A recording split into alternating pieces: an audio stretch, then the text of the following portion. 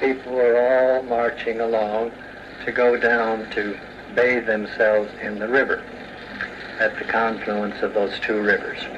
And these are all holy men marching along. And here's where the more wealthy ones are, riding on the elephants. And that's an old Buick. And the holy men are hanging on to on the side of the Buick. Somebody else carrying another holy man on his back. I don't remember exactly where this was, but somewhere along the Ganges River. So Charles, this is the film that we found at the Smithsonian Anthropological Film Archives here in Washington. When you called with a request a few months ago, I knew about the Smithsonian source, and they have lots of films from all over the world. This particular film was shot by a man by the name of Robert Hout, who died just last year. And he shot this film in southern India between 1933 and 1937, when he was living in India as an educator. And he became interested in the religious culture of the area, basically as an amateur, and began filming it. Mm-hmm. And then many years later he returned to India as well. And this is a British policeman. That is a sadhu, a holy man, sleeping on a bed of thorns. This man had both his arms amputated as a Hindu custom for the holy men. Now these guys are doing the rope dance, and the rope goes through a incision underneath their shoulders. And as they dance, they move up and down the rope so that the rope pulls through under that incision. So I understand why they aren't bleeding. Are the guys who do the rope dance. Now this was not at that same festival or mela. This was at one that I got to. There you can see the ropes coming through under his armpits.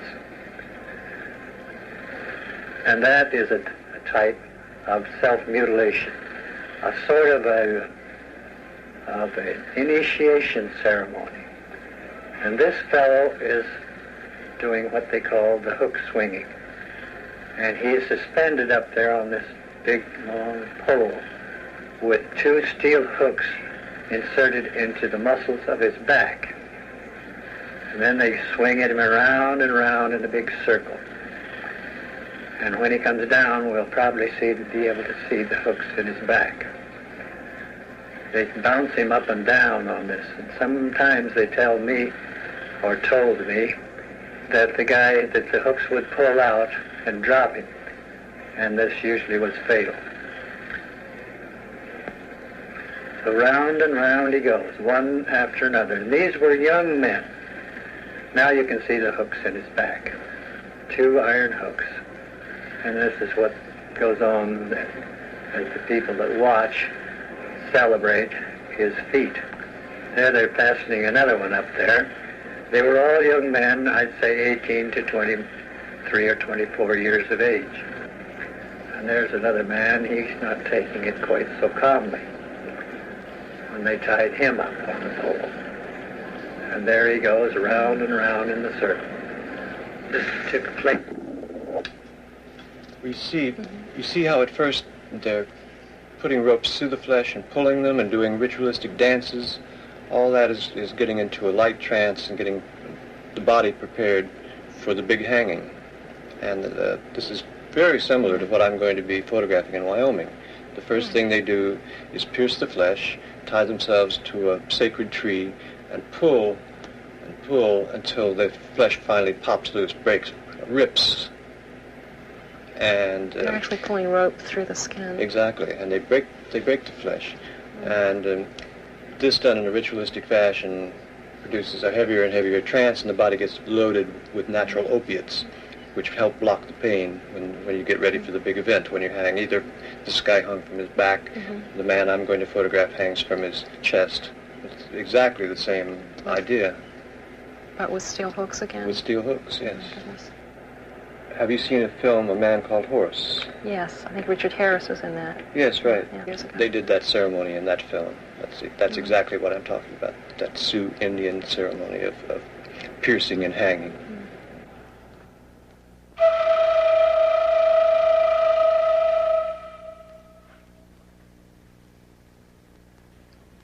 Now, this is an extremely rare book by the American artist George Catlin, describing and illustrating the Sioux Sundance ceremonies as he witnessed them in the 1830s. This was published in London in 1867, very fragile. Catlin was the first white man to observe and to document and to illustrate these ceremonies.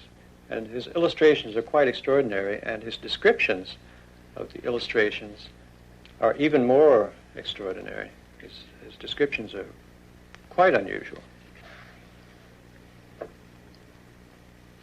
And there are plates here.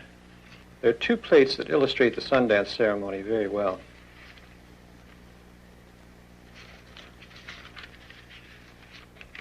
Here it is.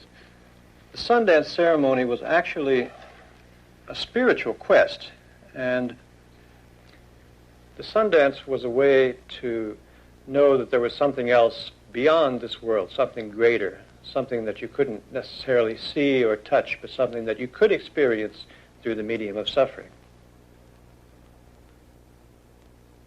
Now, here in these photolithographs, the warriors are naked, completely naked. And in later versions, there's one version here of Catlin's work from the same period, but someone has painted little loincloths on the Indians here, so as not to offend someone's delicate sensibilities. Now, this is why you go to the original sources, because the photolithos in the English book, the 1867 title, show these Indians as naked, which is the way, indeed, they did the ceremony, because they didn't want to have anything on their bodies that would connect them to this world, to this life, when they went into the other realm. Now, the fascinating thing here is that Fakir Musafar is going to do this entire ceremony, including hanging from a cottonwood tree by skewers stuck through his flesh, and attempt to leave his body and communicate with the Great White Spirit in the same way that these Sioux warriors did 150 years ago. Now, I looked all over Wyoming to try to find this particular tree, because this is where we will do the sacred ceremony of the Sundance in 2 days. And tomorrow, Jim Ward, who is a apprentice shaman, will be coming in from Los Angeles. And also Charles Gatewood, who is going to photograph this thing in still photography. And we're all going to rendezvous at Devil's Tower. And then we're going to head out to this sacred tree, which I consecrated last week. It's about the most isolated spot I could find in Wyoming.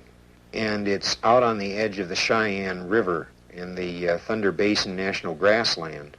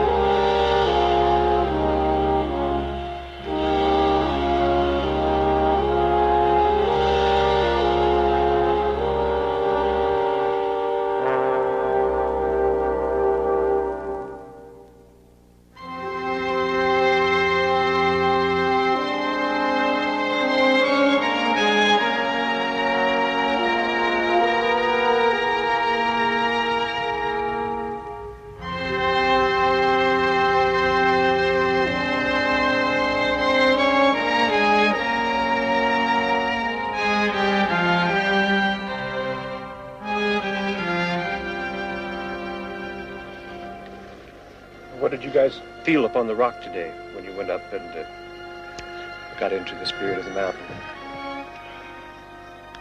Well, first I went up and stood up there and I felt a little silly. We changed positions and so on. I wasn't getting anywhere.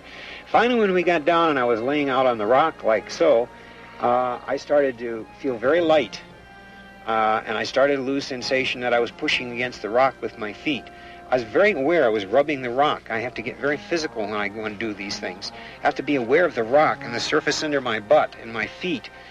And all that seems to finally help me get into a state where I can finally relax and just let the energy that's in this great energy generator over here flow into you.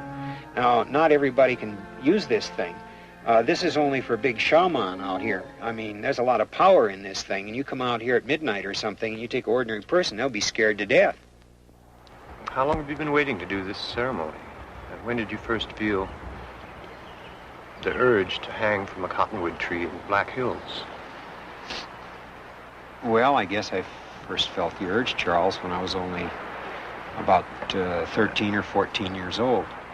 So I rode my bicycle out far as I could into the country by this river and found a nice secluded place like we'll be in tomorrow, and found my cottonwood tree and drew the magic circle around the tree and took off my shirt and took a small sliver of wood that I had with a very sharp point on it. It was a broken off piece of hardwood. And I just took my chest actually over on this left-hand side over here is where it was, pinched up the skin, and took the sliver of wood and just pushed it in, and the point went in, and I kept pushing, and I got it through. And that was the first piercing that I made for the Sundance. I tied on at this time I think I had rope. I didn't have thongs, so I took some rope and tied it on it and tied it to the tree, and that was my first Sundance. I was out there almost all afternoon. And it took perhaps, I don't know, I lost track of time. It was something it felt like I had done before. And it was not unfamiliar to me, and I seemed to know just instinctively what to do. So I just did it, you know, even to the point of raising my arms and muttering some strange words at times, which I didn't understand. How would you explain this ceremony to the average man on the street? Probably would think of it as a very crazy thing to do. I don't suppose the average man on the street would have any understanding, you know. It would be almost impossible to explain to him. If you took someone who wasn't quite an ordinary man on the street, then I think you probably could explain this to him. I mean, if you took somebody who was what you'd call basically a spiritual seeker, I think then you might have pretty good luck. The Sundance is like a way, a technique. It's a way, you know, we can reconcile ourselves, where we can understand the nature of ourselves and everything, in a sense, through that. It's a point where we test the physical, we jam the physical, we cram it, and then you are on the possible track of separating, making a gap, and then for that instant you know who you are.